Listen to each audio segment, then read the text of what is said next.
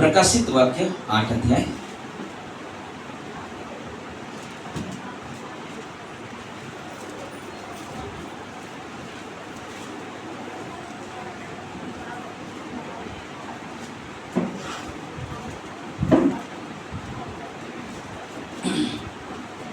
मिला सभी को? प्रकाशित वाक्य 8 अध्याय 1 से हम 5 पढ़ेंगे और सब लोग ध्यान रखना इधर। और दूसरा चीज देखो, खड़े हो जाएंगे वचन पढ़ने के लिए। ऐसा करते हैं, सब साथ में पढ़ते हैं। सारे लोग अपने अपने बाइबल खोलेंगे। मिला सभी के पास? 8 अध्याय 1 से 5। चलो 1 2 3 स्टार्ट।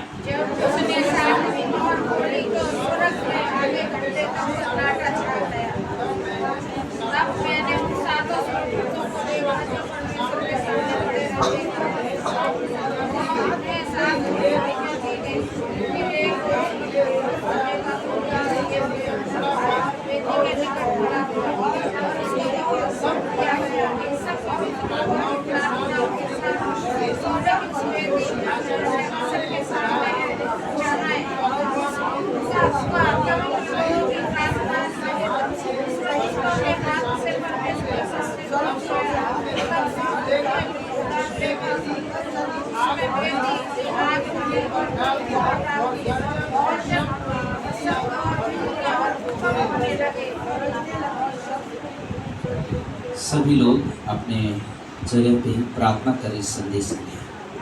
सभी लोग प्रभु से विनती करें कि हम इस संदेश को समझ सके और हम सब परमेश्वर के सिंहासन के पास पहुंचकर उसे विनती प्रार्थना करें।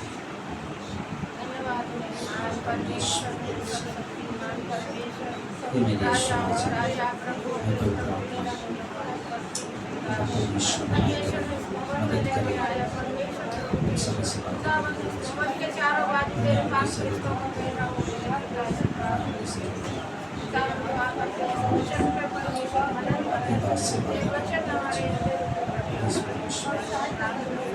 धन्यवाद। स्तुति करते हैं, तेरी बड़ाई करते हैं परमेश्वर।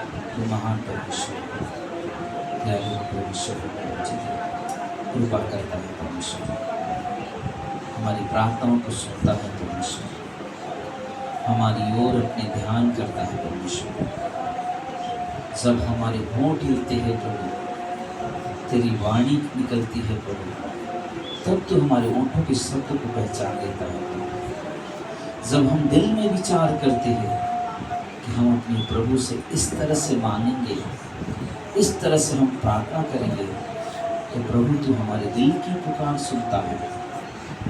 और हम विश्वास करते हैं प्रभु कि आज जो तीसरा दिन उपवास प्रार्थना का समय है, प्रभु तू हम सबकी प्रार्थनाओं को जरूर सुनेगा।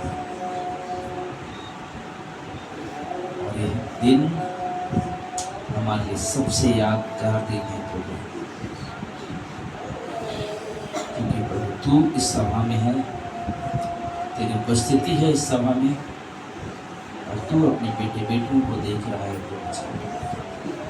और तू हर एक से अपनी आराधना करवाया परमेश्वर, हर एक से अपनी महिमा लिया प्रभु जी।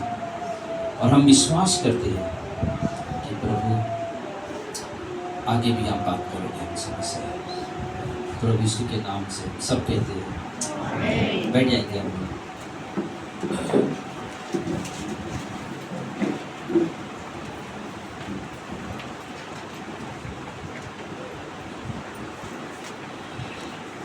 प्रार्थना कभी व्यर्थ नहीं जाता है ना, प्रार्थना कभी व्यर्थ नहीं जाता है। कारण क्या है कि प्रार्थना कभी व्यर्थ नहीं जाता है? क्योंकि हम जिससे प्रार्थना करते हैं सब कुछ उसके हाथ में है, सब कुछ उसके हाथ में है। और हम विश्वास से मांगते हैं ना, हम विश्वास से मांगते हैं। हमें भरोसा होता है हमारे मांगने पर कि मेरा परमेश्वर मेरी जरूरत को पूरा करेगा, मेरा परमेश्वर, जो मैं मांग रहा हूं उसमें मेरी नहीं, मेरी यीशु की इच्छा पूरी होती है। हालेलुया। और ये हमारे लिए सबसे अद्भुत बात है कि हम उस व्यक्ति से प्रार्थना करते हैं जिसके हाथों में सब कुछ है। हाँ, जिसके हाथों में सब कुछ है, मतलब उससे किसी चीज की परवाह करने की जरूरत नहीं है। उसे ये सोचने की जरूरत नहीं मैं कैसे इनकी मांग को पूरी करूंगा, क्योंकि सब कुछ उसके हाथ में है। सब कुछ को बनाने वाला वो है और उसे मालूम है, उसे मालूम है किसको क्या कब देना है।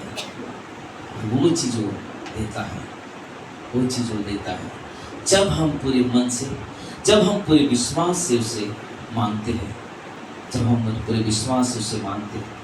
जब हम प्रकाशित वाक्य का 8 अध्याय का 3 वचन जब हम पढ़ते हैं, यहाँ पे देखते हैं, फिर एक और स्वर्गदूत सोने का धूपदान लिए हुए आया और वेदी के निकट खड़ा हुआ और उसकी बहुत धूप दिया गया कि सब पवित्र लोगों की प्रार्थनाओं के साथ सोने की उस वेदी पर जो सिंहासन के सामने चढ़ाए, उस धूप का धुआं पवित्र लोगों की प्रार्थनाएं सहित स्वर्गदूत के हाथ से परमेश्वर के सामने पहुंच गया।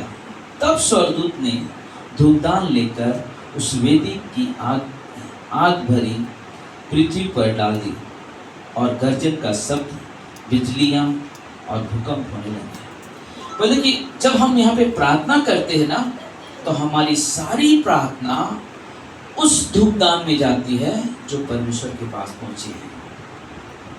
उस धूपदान में जाती है जो परमेश्वर के पास पहुंचती है। और जब हमने पहले पढ़ा, क्या देखा मालूम है? पहला वचन में बोलते कि जैसे ही लोग वहां पे इकट्ठा हुए तो बोलते कि आधे घंटे तक क्या हो गया वहां पे? सन्नाटा, शांत का, एकदम शांत का समय, कोई हलचल नहीं, कोई इधर उधर कोई बात नहीं, लेकिन सिर्फ शांत का समय।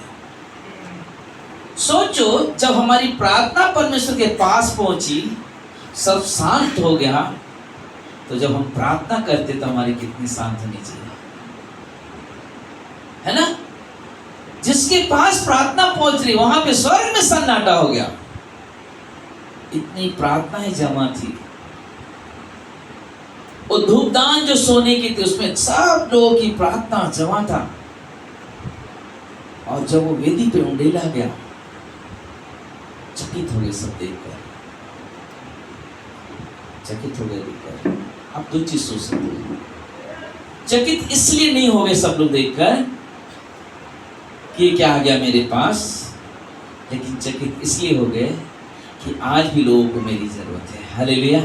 परमेश्वर कहता आज भी लोगों को मेरी जरूरत है, जो पृथ्वी पर मुझसे प्रार्थना कर रहे, मुझसे प्रार्थना कर रहे। यानी कि लोगों का दिल आज भी मेरी ओर है। पहले जमाने में लोग भागते थे पीछे, लेकिन आज लोग जो परमेश्वर को समझ गए हैं वो मेरे और करीब आते चले जा रहे हैं, और करीब आते चले। क्यों? उन्हें विश्वास है। हन्ना को विश्वास था, इसलिए मंदिर में जाकर, चौखट पे जाके प्रार्थना कर रहे थे, उसकी पुकार सुनी गई। विश्वास था। दाऊद को विश्वास था कि जब मैं आराधना करूंगा तो साउल के अंदर जो दुष्ट आत्मा है वो निकल जाएगी। विश्वास था कि मैं उस परमेश्वर की आराधना करता हूं जो सर्वशक्तिमान, सर्वज्ञानी, सर्वव्यापी, सर्व सामर्थी, सब कुछ उसके हाथ में है। वो मेरा परमेश्वर मेरी आराधना से प्रसन्न होता है। और अक्सर देखोगे, मालूम है, जब भी आप जब आराधना की बात करते हो, जब आराधना की चर्चा करते हो, आप उस पहले आराधना के करीब जाओ जो परमेश्वर के सिंहासन के पास खड़ा होकर परमेश्वर की आराधना करता था। कौन था वो? हाँ? कौन था? लूसीफर। लेकिन वो पहले कौन था? एक स्वर्गदूत था, परमेश्वर की आराधना करने वाला व्यक्ति था। लेकिन उसके अंदर क्या पाई गई? कुटिलता। लिखा हुआ उसमें, कुटिलता पाई गई। उसके अंदर दुष्टता पाई गई। आराधना करने वाला पवित्र होना, आराधना करने वाला परमेश्वर के प्रति सोच रखना, आराधना करने वाला दारू नहीं पीता है, आराधना करने वाला गलत जीवन नहीं जीता है, आराधना करने वाला परमेश्वर का भय मानता है। हालेलुया। लेकिन उसके अंदर क्या पाएगी? कुटिलता पाई गई, इसलिए क्या हो गया, उससे वहां से उठा के फेंक दिया गया। और आज वो क्या करता मालूम? आज वही शैतान, वही आराधक क्या करता है जो दुष्ट बन गया, वो तो आज हर एक आराधकों को पीछे पड़ा हुआ रहता है कि इनसे मुझे इस अधिकार को छीनना है, मुझे इनसे ये चीज नहीं करने देना, क्योंकि मैं करता था, मैं नहीं चाहता कि ये आदमी भी आराधना करे। शैतान को आराधना करने वाले पसंद, कितने लोग चाहते कि हम आराधना ना करें? तो नहीं, सब लोग चाहते आराधना ना करें। हाँ? आराधना करे, आराधना करे। 1 2 3 ही आवाज आया। आराधना करना चाहिए या नहीं करना चाहिए? करना चाहिए ना। क्यों आराधना करना चाहिए? क्योंकि परमेश्वर आराधना से प्रसन्न होता है। हम आराधना में परमेश्वर की प्रशंसा करते हैं, हम आराधना में परमेश्वर की बढ़ाई करते हैं, और हम जानते हैं हम जिसकी आराधना करते हैं वो जीवित है और वो सामर्थी है, इसलिए हम आराधना करते हैं। लेकिन शैतान नहीं चाहता कि हम आराधना करें, आराधना करें। अगर कोई व्यक्ति उस बात को नहीं समझ पाता है, तब इस पोजीशन से हटता है, तब आराधना की पोजीशन से भागता है। क्यों? क्योंकि उसे शैतान की बात ज्यादा पसंद है, परमेश्वर की बात पसंद से नहीं आती है। जब हम आराधना करते हैं, जब आप आराधना करते हो, आप परमेश्वर को स्वर्ग से धरती पर बुलाते हो। हालेलुया। आप उस परमेश्वर को जो स्वर्ग में विराजमान है, उससे आप आराधना के समय कहते हो, प्रभु आ जा तू यहाँ पे, ताकि हम तेरी उपस्थिति में और झूमकर और नाचते हुए तेरे नाम की महिमा, तेरे नाम की बढ़ाई करें। और वो चीज आराधना में होता है, और वही चीज प्रार्थना है ना। मेरा बहुत ही करीबी शब्द है कि जब हम और आप या कोई भी विश्वासी जब इस धरती में प्रार्थना करता है ना, तो स्वर्ग में विराजमान मेरे परमेश्वर के दिल धड़कता है। जब हम इस धरती पे प्रार्थना करते हैं, स्वर्ग में विराजमान मेरे परमेश्वर का दिल धड़कता है कि कोई मुझे पुकार रहा है। और इस सबसे अद्भुत सत्य है, जब आप प्रार्थना करते हो, परमेश्वर का हृदय हिलता है। आप कभी देखो, कोई आदमी किसी को आवाज दे, उसके दिल पे हाथ रखो, देखो क्या होता है, चालू हो जाता है चल। या किसी को अचानक आवाज हुआ, अचानक वो घुमा, आप देखो उसके दिल पे हाथ रख के वाइब्रेशन होता है। मतलब आप जब प्रार्थना करते हो, वैसे ही मेरे पिता के दिल पे होता है। क्योंकि आप जब पुकारते हो, तो आप ऊपर के मन से नहीं पुकारते हो, आप दिल से पुकारते हो, और परमेश्वर सुनता है। कई बार ऐसा होता है ना, कई बार ऐसा होता है कि जब हम देखते हैं कि हमारे धूपदान में हमारी प्रार्थना, मतलब जब धूप, देखो आप धूप जलाते हुए ना, धूप जलाते हैं तो धूप जलाते समय जो धुआं निकलता है ना, वो धुआं हमारी प्रार्थना होती है जो स्वर्ग में पहुंचती है। धूप की लकड़ी हमारी प्रार्थना है, और जब जलती है तो हमारी प्रार्थना स्वर्ग में पहुंचती है। और वही प्रार्थना की यहाँ चर्चा हो रही। क्या होता है उस समय जब हमारी प्रार्थना वहां पे पहुंचती है, तो हमारे पास एक बहुत अच्छा एक सहायक है। रोमियो के 8:34 में वो क्या करता मालूम है? हमारे लिए, आपके लिए पिता के दाहिने ओर बैठकर पिता से क्या करता मालूम है? बातचीत करता है। क्या करता है? बातचीत करता है, मध्यस्थी करता है ना। मध्यस्थी का मतलब उसके साथ बैठकर बातचीत करना ना। वो उस मध्यस्थी से अलग नहीं होता है। इधर आगे जगह था, अगर उधर आगे भी जगह आ सकते हैं ना, तो बोलते कि उससे बातचीत करना। मालूम कई बार ऐसा होता है कुछ खास, अगर सब लोग ध्यान देना, ठीक है, जब आप कुछ खास जीवन में निर्णय लेने वाले होते हो तो क्या करते हो? जब आप कोई खास निर्णय अपने जीवन में लेने वाले होते हो, जैसे सोच रहा, चाहे एक माँ बाप है, माँ बाप कुछ अपने बच्चों के बारे में कुछ सोच रहे हैं, तो क्या करते हैं? जाके सबको बोलते मैं निर्णय ले रहा हूँ? क्या करते हैं? वो आपस में दोनों बैठ के शांति में क्या करते हैं, उसकी बातचीत करते हैं कि मेरे बच्चे को ये करना है, मुझे मेरे बच्चे को ये लाना है, मुझे बच्चे को ये चीज, क्या होता है, वो माँ बाप हमेशा क्या करते हैं, सोचते रहते हैं उसी बच्चे के प्रति, उनके अंदर एक विचार विमर्श होने लगता है। ठीक वैसे ही हमारा पिता, हमारा परमेश्वर जो स्वर्ग में विराजमान है, जब हम इस धरती पे है, इस वक्त हम सब धरती पे है, लेकिन स्वर्ग में हमारे और आपके बारे में चर्चा चल रही है। क्या चल रही है? चर्चा चल रही है। वहां पे क्या जरूरत है? एक बार मेरे पास्टर का, तो उनके बेटे का ना स्पोर्ट्स जाता था, फुटबॉल बहुत ज़्यादा पसंद था, उससे खेलता था, तो उसका स्पोर्ट्स का जो बैग था ना फट गया था। तो पास्टर कार्ल और उनकी वाइफ अपने कमरे में बैठे हुए डिस्कस कर रहे थे कि बेटे का बैग फट गया है, हम लोग देख रहे हो ऐसे ही बैग लेके जा रहे हैं, हमें उसको ना नया बैग लेना चाहिए, ऐसी बात कर रहे बंद कमरे में। थोड़े समय में, कुछ ही समय में, मिनट में बेटा आता है, तो पास्टर कार्ल समझ गए कि बेटा आ रहे हैं, तो उन्होंने क्या, काम फटक से अंदर आया, डैडी मेरा बैग ना फट गया।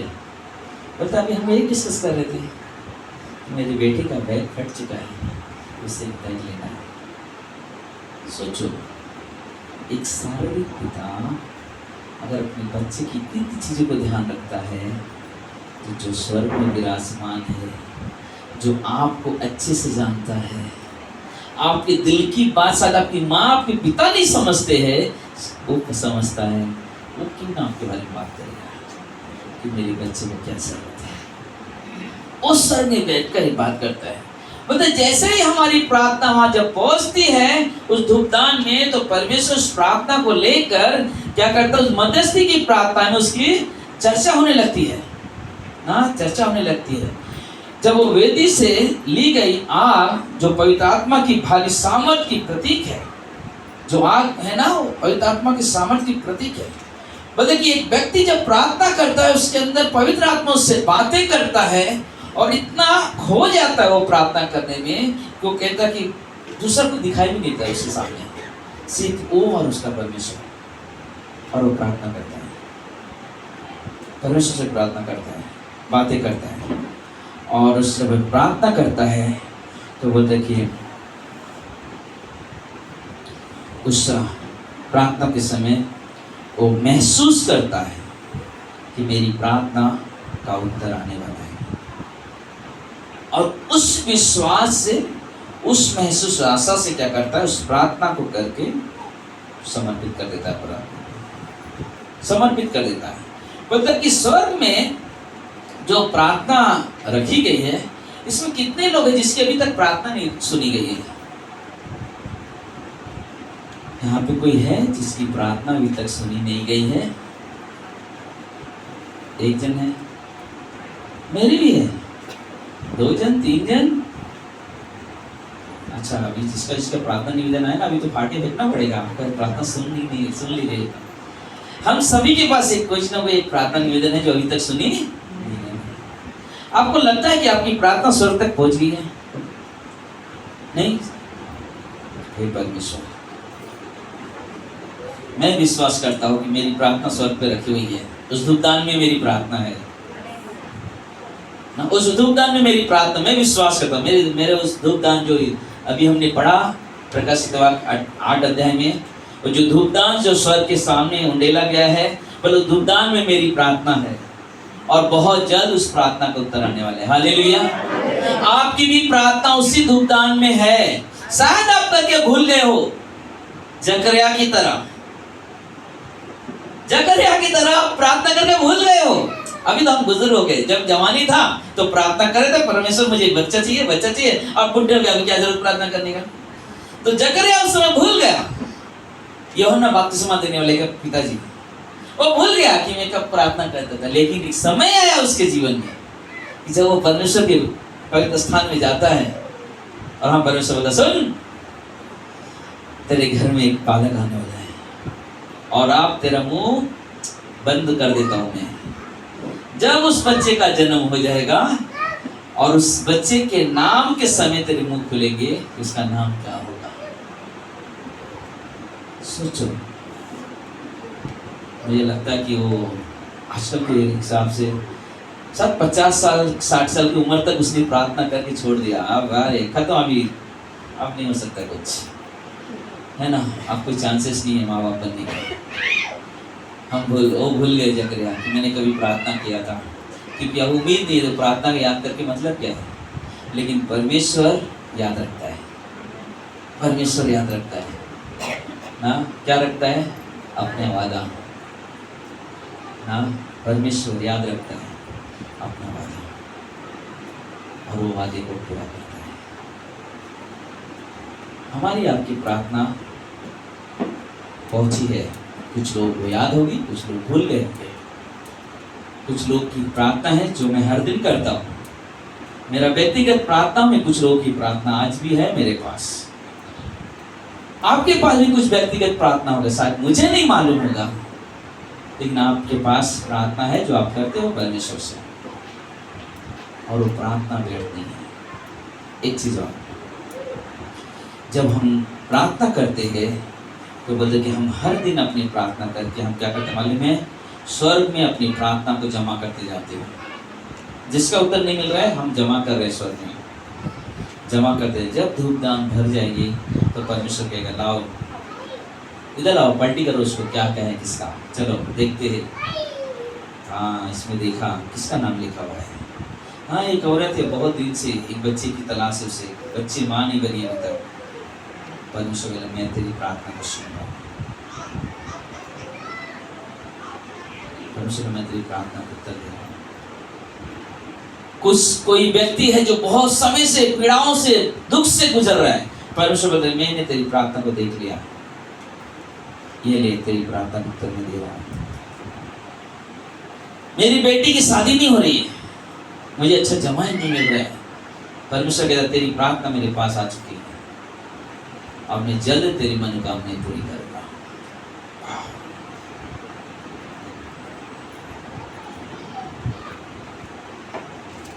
हमारी प्रार्थना बढ़ती है, हमारी प्रार्थना बढ़ती है। हमारी प्रार्थना व्यर्थ उस वक्त नहीं होती है जब हम अपनी प्रार्थनाओं को परमेश्वर की इच्छा पर निर्भर हो जाते हैं। जब हम अपनी प्रार्थनाओं को क्या करते हैं? हम अपने परमेश्वर की इच्छा पर निर्भर हो जाते हैं। अक्सर होता है हम प्रार्थना कैसे करते हैं?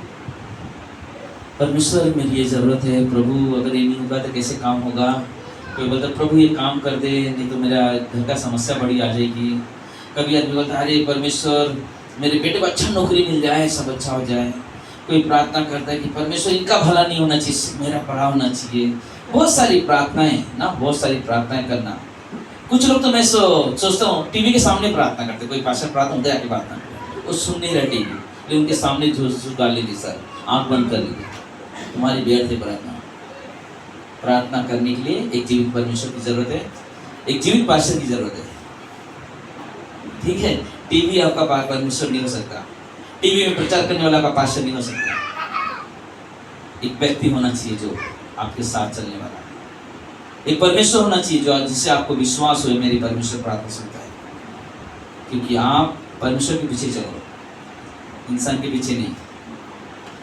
जो रबर रबर बोल दिया वो तुम्हारा पास्टर है, उसका मतलब उसको नहीं मालूम एबीसीडी क्या बोल रहे, बोले मेरा पास्टर है। क्यों? पवित्र आत्मा उतर गया उसके ऊपर। कैसे कैसे लोग हैं सच में। क्या प्रार्थना करते हो, किससे मांगते हो आप? उस प्रार्थना को उत्तर नहीं मालूम, वो क्या बोल रहा है मुझे नहीं मालूम, और मैं कहता ये सच्चा प्रार्थना है। नहीं, हमारे पास क्या ना बार बार ना परमेश्वर वो वचन में बोलते हैं, हमको ऐसा लगता है ताने मार रहे। अरे भाई ये वचन इसलिए है, क्या क्या लिखा हुआ? पहला दूसरा तिमोथी का 3:16 क्या कहते हैं? क्या लिखा हुआ है? संपूर्ण पवित्र शास्त्र परमेश्वर की प्रेरणा से रचा गया है। किस लिए? तो कोई खोलेंगे कोई? दूसरा तिमोथी 2:16 क्या लिखा हुआ है? अरे प्रभु, पवित्र शास्त्र परमेश्वर की प्रेरणा से रचा गया है। हाँ, किसने रचा गया है? और उपदेश देने। सुना एक आनंद से। इसलिए संपूर्ण पवित्रशास्त्र किससे रचा गया है? परमेश्वर की प्रेरणा से। किस लिए? उपदेश देने के लिए, समझाने के लिए, सुधारने के लिए। आप गलत करो, आप इस वचन अरे पास्टर बार-बार मेरे बारे में बोलते हैं। अरे सुधारने के लिए तो वचन दिया गया है। तुम्हारा सोच बदल दो, सब कुछ बदल जाएगा। आगे क्या लिखा है? और धार्मिकता की शिक्षा के लिए धर्म की शिक्षा के लिए लाभदायक है। वचन इसलिए बात होती है। तो हम क्या सोचते हैं? हम अलग ढंग से सोच लेते हैं। वह क्या होता है? टीवी वाला खाली बोलता आशीष चंगाई, आशीष चंगाई। वो बहुत अच्छा है, आशीष चंगाई, आशीष चंगाई ना। इस आशीष चंगाई से आपका जीवन नहीं बदलेगा। आशीष चंगाई से किस लोग का जीवन बदल सकता है? कोई बता सकता है? आशीष और चंगाई से, दो चीज से किसी का नहीं बदलेगा। अगर बदल जाएगा ना तो मतलब फिर हमको प्रार्थना करना व्यर्थ है। आपको इस कलसी में बैठना व्यर्थ है, क्योंकि आशीष तो आपको घर में बैठे बैठे मिल जाएगी, चंगाई मिल जाएगी, तो जरूरत क्या है? लेकिन बाइबल कहता है, परमेश्वर ने वचन बाइबल इसलिए दिया है हमें उपदेश देने के लिए, हमें सिखाने के लिए, हमें सुधारने के लिए लिखा गया बाइबल, ताकि हम नए मनुष्य में प्रवेश। जैसे पिछले टाइम संडे पास्टर ने क्या बोला? स्पाइडरमैन, बताए ना? इधर एक इंसान था, फटक से इधर गया, क्या बन गया? स्पाइडर बदल गया। पता हमारा जीवन बदल गया प्रभु, नया जीवन बदल गया। ठीक है, तो कभी भी हम जब प्रार्थना करते हैं तो हमेशा याद रखें, हमारी प्रार्थना हमारी इच्छा पे निर्भर नहीं होना चाहिए। हमारी प्रार्थना परमेश्वर की इच्छा पे निर्भर। हालेलुया। यीशु मसीह ने क्या बोला? ऐ हमारे बाप तू जो स्वर्ग में है, तेरा नाम पवित्र माना जाए, जैसे तेरी मर्जी वैसे ही तेरी मर्जी। और सोचो, चलो ठीक है, बाद में याद कर लेना सब लोग ने। जैसे तेरी मर्जी स्वर्ग में पूरी हुई, वैसे ही तेरी मर्जी क्या हो इस धरती पर भी पूरी हो। लेकिन ऐसा लिखा हुआ क्या? परमेश्वर जैसे मेरी मर्जी स्वर्ग में पूरी हुई, वैसे मेरी मर्जी धरती में पूरी हो जाए। ऐसा लिखा है? नहीं, तेरी मर्जी जैसे स्वर्ग में पूरी होती है, वैसे धरती पे पूरी हो। मतलब जब हम लोग प्रार्थना करते, मैं ये नहीं कह रहा हूँ कि आपकी प्रार्थना नहीं करनी चाहिए, मेरी जरूरत है, करना है। लेकिन जब हम प्रार्थना करते परमेश्वर, उदाहरण के लिए चलो फोन था, चलो ये कौन सा फोन है? आईफोन। परमेश्वर मुझे नहीं आईफोन चाहिए, है ना? मुझे आईफोन चाहिए। क्या क्या प्रार्थना कर रहे हो? प्रार्थना, परमेश्वर मुझे आईफोन चाहिए, प्लीज परमेश्वर दे देना। हो गया, ठीक है। लेकिन एक प्रार्थना कैसा था? परमेश्वर मुझे आईफोन बहुत पसंद है, क्या तेरी इच्छा है मुझे आईफोन मिले? अगर तेरी इच्छा है तो मुझे भी आईफोन दे देना। क्या हो गया? दो चीज हो गया यहाँ पे। एक हो गया कि मैं देख मुझे भी चाहिए आईफोन। मैंने जब सुना ना आईफोन में क्या होता है, मतलब एक ऐप के लो तो पैसा भरना पड़ता है। मैंने नहीं चाहिए मुझे आईफोन, और रोहन के लिए बेस्ट है, मेरे लिए नहीं। समझ में आ रहा मैं क्या बोल रहा हूँ? तो बोले परमेश्वर की इच्छा इस तरह से पूरी होती है। हम प्रार्थना करना, हमारा देखो कोई बीमार है, हमारा काम है प्रार्थना करना, परमेश्वर से मांगना। लेकिन आखिरी में क्या है? परमेश्वर मेरी नहीं तेरी इच्छा है। और वो परमेश्वर, ये हम यहाँ पे ये क्या बता रहे? मतलब अगर हम बोलते हैं परमेश्वर मेरी भी तेरी इच्छा पूरी हो, यहाँ पे हम क्या बताने की कोशिश कर रहे हैं? कि परमेश्वर तुझ पे निर्भर है। नहीं, मैं आपको परमेश्वर तू ही कर सकते हैं, तू करेगा परमेश्वर। लेकिन अक्सर होता है, एक बार एक व्यक्ति मुझे बोला, एक देखना मैं 5 साल में 500 को घर लेके दिखाऊंगा। मैं कभी नहीं कर सकता। अगर तू बोलता था ना परमेश्वर चाहेगा तो दिन मेरा खुद का घर होगा, तो हो जाता था अभी तक। लेकिन जब तुम ये बोलते ना मैं लेके दिखाऊंगा, खत्म हो गया। आज तक वो रेंट पे रह गए, आज तक उसकी सपना सपने रह गई। क्यों? क्योंकि उसने क्या किया मालूम है? परमेश्वर को नीचे किया और अपने आप को ऊपर किया। अक्सर हम जब प्रार्थना करते हैं, मालूम है, जब हम डैनियल की किताब में जाते हैं, डैनियल के 9 अध्याय में एक बहुत ही अद्भुत की बात लिखी हुई है।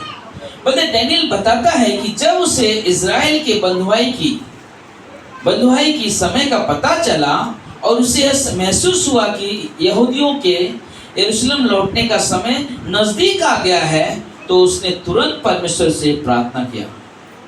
जब उसे मालूम पड़ा ना मेरे भाई मेरे बंधु निकट वापस आने वाले हैं, तो बोला तुरंत उसने प्रार्थना करने का निर्णय लिया। मुझे प्रार्थना करना है, मुझे प्रार्थना कर। बोला कि प्रार्थना वो नहीं कि ना जब देखा जाएगा तब नहीं।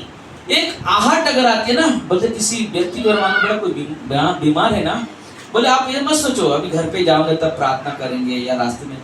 मैं विश्वास से कहता हूं, आप ट्रेन में प्रार्थना करोगे परमेश्वर आपकी प्रार्थना सुनेगा, क्योंकि आप उस समय क्या मालूम उस व्यक्ति के तकलीफ को महसूस किया और उसी वक्त आप अपने मन में उस ट्रेन के अंदर प्रार्थना कर रहे हो और परमेश्वर का ध्यान आपकी प्रार्थना की हो और परमेश्वर सुनता है। खोलेंगे हम लोग 9 अध्याय डैनियल का। मिला आपको? वहां पे 3 वचन में लिखा हुआ है, जब मैं अपना मुख प्रभु परमेश्वर की ओर करके गिड़गिड़ाहट के साथ प्रार्थना करने लगा और उपवास कर टाट पहनकर राख पर बैठकर वरदान मांगने लगा। मतलब बैठ गया, मैं राख पे बैठ गया। टाट पहनने वाले में गोनी, मालूम है गोनी, वो बार्दन वाली गोनी, ये प्लास्टिक वाले आजकल तो प्लास्टिक, वो उसका कीमत नहीं है, वो जो आती थी बार्दन वाली गोनी। बोलता कि मैं टाट पहन के बैठ गया, उसको जिसको कोई नहीं पूछता, ऐसे कपड़े पहन लिया। और बोलता राख पे बैठने का मतलब है ना पूरी एकदम अपने आप को पूरी तरह से छोड़ दिया और प्रार्थना करने लगा।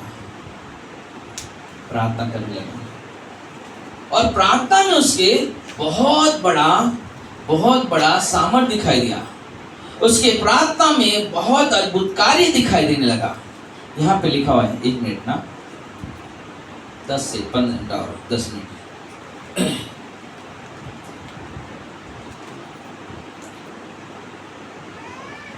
एक से बच्चे पढ़ेंगे हम लोग 5 तक। हाँ, 9 अध्याय डैनियल का। श्रेष्ठ का पुत्र दारा जो कदासियों के देश पर राजा ठहराया गया था, उसके राज्य के पहले वर्ष में उस दानियल ने शास्त्र के द्वारा समझ लिया कि यरूशलेम की उजड़ी हुई दशा यहोवा के उस वचन के अनुसार जो यिर्मयाह नबी के पास पहुंचा था, कुछ वर्षों के बीतने पर अर्थात 70 वर्ष के बाद पूरी हो जाएगी। तब मैं अपना मुख प्रभु परमेश्वर की ओर करके गिड़गिड़ाहट के साथ प्रार्थना करने लगा और उपवास पर टाट पहन राख में बैठकर वरदान मांगने लगा। मैंने अपने परमेश्वर यहोवा से इस प्रकार प्रार्थना की और पाप का अंगीकार किया, हे प्रभु तू महान और वही योग्य परमेश्वर है, जो अपने प्रेम रखने और आज्ञा मानने वालों के साथ अपनी वाचा को पूरा करता और करुणा करता है। हम लोग ने तो पाप, कुटिलता, दुष्टता और बर्बाद किया है और तेरी आज्ञाओं और नियमों को तोड़ दिया है। तेरे तो दास नबी लोग हमारे राजाओं, हाकिमों, पूर्वजों और सब साधारण लोगों से तेरे नाम से बातें करते थे, उनकी हमने नहीं सुनी।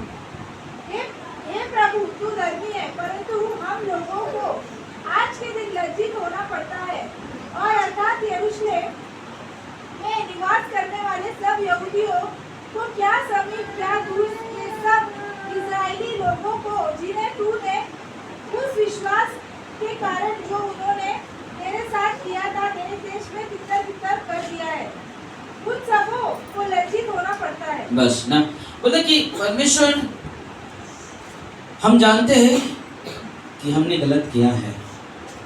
हाँ, कई बार होता है कि हम अक्सर अपने आप को ये नहीं कोशिश करना चाहते कि मैं गलत कर सकता हूँ या मैंने गलत किया ना। हम इंसान हैं, हम कहीं ना कहीं गिरते हैं, कहीं ना कहीं गलतियाँ होती है। यहाँ पे कोई है जो कभी गलती नहीं किया, एकदम पवित्र है? कोई है यहाँ पे? हाथ उठाएंगे, हम आपका धन्यवाद देना चाहेंगे। है कोई? है कोई यहाँ पे? हाथ उठाए, कौन है? कोई नहीं है। एक है, वो हमारा परमेश्वर है ना। अगर इंसान कोई गलती नहीं कर रहा इसका मतलब वो परमेश्वर है, लेकिन इंसान कहीं ना कहीं गलतियां करता है। उसकी आंखों से, उसके होठों से, उसकी सोच, उसके विचार से कहीं ना कहीं से वो कर देती है। लेकिन परमेश्वर पवित्र है, इसलिए वो पवित्र है, वो कभी गलती कर ही नहीं सकता, कर सकता नहीं, कर ही नहीं सकता, क्योंकि ये पहचान है कि वो परमेश्वर है। जब इंसान के जीवन में कोई दुख, कोई तकलीफें जब आती है, चलती है, तो हमारा काम है परमेश्वर के सामने जाना, परमेश्वर मैंने कोई गलती किया है जिसके कारण मेरे जीवन में समस्या आ रही है, प्रभु तू मुझे क्षमा कर और मेरी प्रार्थना को सुन। और डैनियल उस चीज का एहसास करता है। मैं विश्वास करता हूँ, बोला कि मेरे लोगों ने कहीं ना कहीं विश्वासघात किया है, कहीं ना कहीं गलत काम किया है, कहीं ना कहीं गलत काम किया है, कहीं ना कहीं विश्वासघात किया है। और इसके आगे कहता है ना कि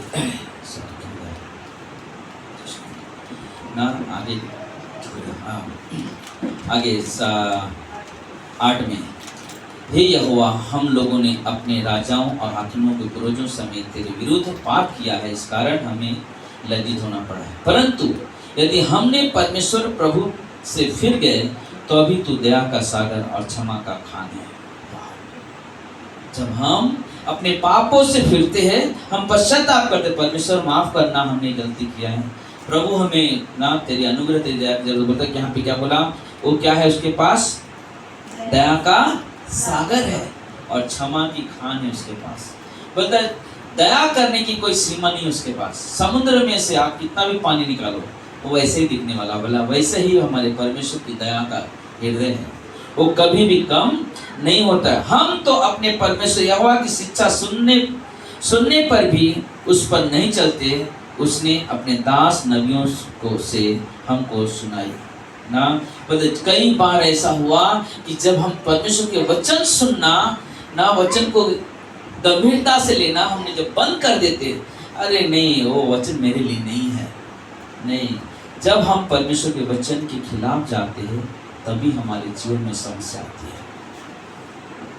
जब भी हमारे जीवन में हम क्या करें, हम परमेश्वर के खिलाफ जा रहे हैं, हम परमेश्वर के विरुद्ध जा रहे हैं, और वो चीज़ क्या होता है, हमारे लिए समस्या लेकर आता है। लेकिन धन्यवाद उस परमेश्वर का जो यीशु मसीह आज भी रोमियो 8:34 में लिखा हुआ है कि पिता के दाहिने ओर बैठकर हमारे लिए, लिखा है हमारे लिए मध्यस्थी कर रहा है, हमारे लिए पिता से प्रार्थना कर रहा है, हमारे लिए निवेदन कर रहा है, हमारे लिए, आपके लिए, बल्कि कि हर दिन वो प्रार्थना निवेदन कर रहा है। फिर डैनियल ने उसको लोगों के साथ मध्यस्थता की योजना बनाई, और हम जब आगे देखते हैं तो यह प्रार्थना इतनी सामर्थ्य थी कि प्रार्थना ने प्रधान स्वर्गदूत जिब्राइल को व्यक्तिगत रूप से उत्तर देने के लिए वहां पे भेज दिया। हाल में प्रार्थना में इतनी सामर्थ्य कि वो जो संदेशवाहक, जो जिब्राइल, जो स्वर्गदूत है, परमेश्वर से भेजा, जाओ उससे बता, उसकी प्रार्थना मैंने क्या किया है, सुन लिया है। आप जब प्रार्थना करते हो, बोले कि परमेश्वर आपकी प्रार्थना को सुनता है, बस जिब्राइल के आने की इंतजार है। कब वो संदेश आएगा मेरे पास, जब हम कहेंगे वाह देखो ये मेरे प्रार्थना का उत्तर है, और वो प्रार्थना का उत्तर परमेश्वर जल्द देता है। डैनियल उसकी प्रार्थना को पूरी होने तक देखने के लिए उस समय तक वो जीवित नहीं रहा ना। वो प्रार्थना बहुत समय से किया, लेकिन उस प्रार्थना का उत्तर आने तक, बोले कि मरने के कुछ ही क्षण पहले उससे उत्तर आ रहा है, तो उसकी प्रार्थना सुन ली गई। आप बोलेगा अभी जरूरत क्या था, है ना, अक्सर होता है, अरे जब चाहिए था तब सुनना चाहिए था। नहीं, परमेश्वर को मालूम है कब प्रार्थना को उत्तर देना है। लेकिन मालूम ऐसे घड़ी में भी डैनियल बहुत आनंद मनाया। मरने के कुछ क्षण पहले उसे उत्तर मिल रहा है कि तेरी प्रार्थना को उत्तर मिल गया, और उस बहुत हर्षित और आनंदित होकर प्रभु के पास चला गया। हालेलुया। हमारे आपके जीवन में भी कई ऐसी परिस्थितियां, कई ऐसे हालात आएंगे, कई ऐसे पल हम लोग बहुत समय हो गया प्रार्थना का, क्यों नहीं परमेश्वर सुन रहा है? परमेश्वर प्रार्थना सुनता है। परमेश्वर प्रार्थना सुनता है। इसलिए जब हम प्रार्थना करते हैं तो बोलते कि हमारी प्रार्थना में परमेश्वर की इच्छा। डैनियल ने प्रार्थना की, परमेश्वर हम जानते हैं हमने गलती किया है, अब तू कार्य कर, मेरी नहीं तेरी इच्छा पूरी हो। और डैनियल ने परमेश्वर की इच्छा को देखा। उस समय जब एक विश्वासी प्रार्थना करने समय कहता है परमेश्वर तेरी इच्छा पूरी हो, तो शैतान उसी वक्त नाकाम हो जाता है। उसी वक्त नाकाम। हम जब अपनी ताकत का असर दिखाते हैं, एक बार क्या हो गया, व्यक्ति को शैतान आया, तो रॉबिन ने मुझे कॉल किया, कुछ साल पहले की बात है, हम लोग गए तो आदमी को शैतान था, तो मानो वो पास्टर क्या कर रहा था, उसके सीने पे बैठ के प्रार्थना कर रहा था, दोनों हाथ पकड़ के सीने पे उसके बैठ गया, दोनों हाथ ऐसा पकड़े और प्रार्थना कर रहे, ऐसे दबा रहे। और हम लोग गया वहां पे, देखा, बोले क्या कर रहे हैं, और तब तक गया छोड़ के उठी चला गया, बोला भी नहीं, प्रेस दलाने कोई बात नहीं, चुपके चला गया। मैंने ऐसा हो गया कि खुद अपने ताकत से लड़ने जा रहा है शैतान से। और जैसे हम लोग पहुंचा, सारे लोग मिलकर जब प्रार्थना करने लगे, परमेश्वर उसको 20 मिनट में चटकाई दे दिया। 20 मिनट परमेश्वर को अवसर दो। आप अपने ताकत, अपने बल का उपयोग मत करो, परमेश्वर के वरदान का उपयोग करो। परमेश्वर जब आपको चुना है अपनी महिमा के लिए ना, परमेश्वर जरूर करवाएगा। आप किसी भी हालत में हो, किसी भी परिस्थिति में, शायद आपको लग रहा है बहुत दुख में हो, बहुत परेशानी में हो, लेकिन परमेश्वर आपसे महिमा लेगा। आप किसी भी परिस्थिति में हो, परमेश्वर आपको अपने स्थान पे लेकर आएगा। दुआ प्रार्थना करवाने के लिए, दुआ करने के लिए, किसी दूसरे के लिए प्रार्थना करने के लिए परमेश्वर आपको लेकर आए। क्यों? परमेश्वर आपसे बहुत प्रेम करते हैं। परमेश्वर का हृदय आपकी तरफ है। परमेश्वर कभी नहीं चाहेगा कि आप दुख में, तकलीफ में ऐसे पड़े रहो। नहीं, परमेश्वर का ध्यान है। परमेश्वर आपके हृदय को देख रहा है। आप दुख में कितना मेरे करीब हो, तकलीफ में मेरे कितना करीब आ रहे हो, या सिर्फ जब अच्छे होते तब मेरे करीब आता। नहीं, मेरा वो हर एक पल जो मैं जीवन जी रहा हूँ, वो हर एक पल मेरे परमेश्वर की महिमा के लिए। हालेलुया। हर एक पल परमेश्वर की महिमा के लिए। हमारा काम है परमेश्वर पे निर्भर रहना सीखना, परमेश्वर पे निर्भर रहना सीखना। आज 3 दिन की उपवास प्रार्थना में मेरे लाइफ का पहला टाइम है कि हमने कभी ऐसा नहीं किया, लेकिन हमने एक चीज महसूस किया, परमेश्वर सामर्थ देता है। परमेश्वर सामर्थ देता है। आज कई सारे लोगों को देखा मैं, लोगों के अंदर चाह रखना, चाह रखना। जब हम लोग ऐसे प्रार्थना करते हैं, क्या करते हैं? सबसे बड़ी बात, हम ये नहीं बता रहे कि हम बहुत बड़ा अच्छा काम कर लेंगे, 3 दिन के पास कर लेंगे, लेकिन हम कहते परमेश्वर, जो तेरे लोग तो दुख में, तकलीफ में पड़े हुए हैं, उनके प्रति परमेश्वर हमारे अंदर भी दर्द है। क्योंकि जब तू मेरे लिए दुख उठा सकता है, तो क्या हम उनके लिए 3 दिन प्रार्थना नहीं कर सकते? और परमेश्वर ने उस पर दिया है। आज पूरे भारत में जगह जगह प्रार्थनाएं हो रही है। आज हमारे पास भी प्रार्थना है, हमारे पास जो निवेदन है कि हम अपने विश्वासी भाई बहनों के लिए जो तकलीफ में है, पीड़ाओं में है, समस्याओं में है, उनके लिए हम प्रार्थना करें।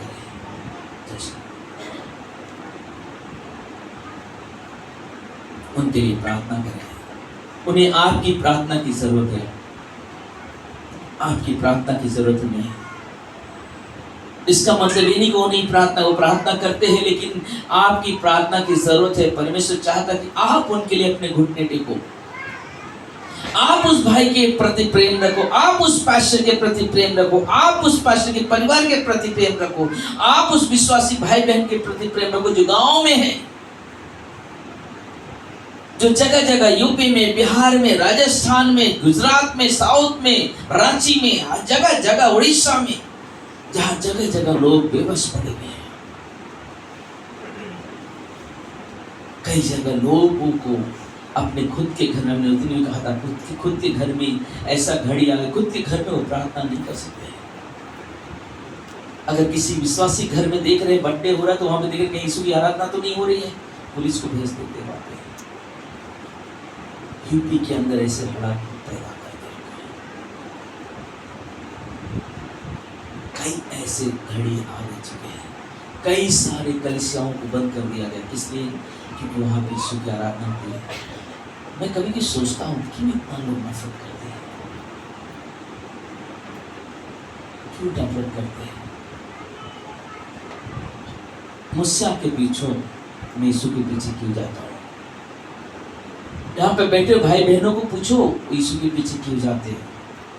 इसलिए नहीं जाते हैं कि बहुत धन मिल जाता है, इसलिए नहीं जाते कि उनका धर्म बदल जाता है, लेकिन इसलिए जाते हैं क्योंकि वहाँ पे उनका जीवन बदल जाता है। अगर हम यहाँ पे नहीं होते तो आज हम लोग कहीं जाके दारू पीते थे, कहीं मारा मारी झगड़ों में परेशान होते थे, लोगों को सताने का काम करते थे।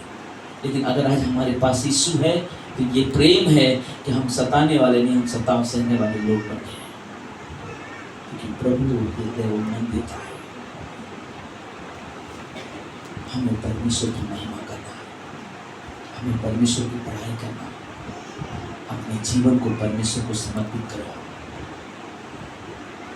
आज कभी कभी हम देखते हैं लोगों को, पुरुषों को देखता हूँ, स्त्री लड़कियों लड़कों को देखता हूँ, आजकल के माहौल में लोगों के नजरिए इतने खराब हो चुके हैं। शैतान ऐसे हालात लेकर आ चुका है, लोगों के अंदर किसी के प्रति प्रेम नहीं है। प्रेम है शारीरिक प्रेम है, शारीरिक अभिलाषाओं का प्रेम है। लेकिन परमेश्वर आज माने में है, धन्यवाद उस परमेश्वर का, परमेश्वर हम लोग को वहाँ से निकाला है। संसार में बहुत सारे घृणित काम हो रहे हैं, बहुत सारी घृणित काम हो रहे हैं।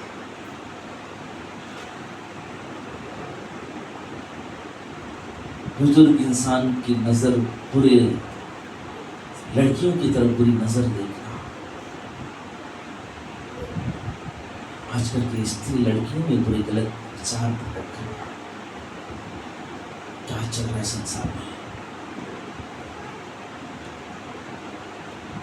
हमें उन चीजों से बचना है। संसार में शैतान पूरी तरह से ये आक्रमण कर रहा है। हमें जब लोगों के घरों की बातें सुनते हमारे अंदर बहुत दर्द होता है। लोग क्यों ऐसे परिस्थितियों में जी रहे? क्योंकि उनके पास सच्चा परमेश्वर नहीं है। आपके पास अवसर है कि आप अपने बच्चों के लिए प्रार्थना करने वाले माँ बाप बन जाओ। आप अपने बच्चों के लिए प्रार्थना करने वाले माँ बाप बन जाओ। और एक महत्वपूर्ण चीज़ है, आप अपने परिवार में खुद बाइबल पढ़ने वाले व्यक्ति बनो। खुद माँ बाप होने का खुद अपने परिवार में बाइबल पढ़ने वाले व्यक्ति बनो। पढ़ना नहीं आता है, सुनने वाले व्यक्ति बनो, परमेश्वर का वचन सुनने वाले, क्योंकि यही आपके बच्चों के ऊपर प्रभाव डालेगा। नहीं तो आजकल के माहौल में बहुत दुर्दशा है। जब नेहमिया देखा उनकी परिस्थिति कैसे, वो रोने लगा, उसके अंदर दर्द उठा। आज हमारे आपके पास परमेश्वर ने अवसर दिया है कि हम मिलकर उन भाई बहनों के लिए प्रार्थना करें जो तकलीफ परेशानी में जूझ रहे हैं। उनके लिए प्रार्थना करें जहाँ पे कलिसियाएं बंद हो चुकी हैं। उनके लिए प्रार्थना करें जो परमेश्वर के वचन से दूर हो गए हैं, क्योंकि समय बहुत निकट है। प्रभु यीशु चिल्लाने वाले हैं, प्रभु यीशु चिल्लाने वाले हैं। आइए हम अपने सर झुकाएंगे, प्रार्थना करेंगे और प्रभु भोज के लिए हम अपने हृदय मन को तैयार करेंगे।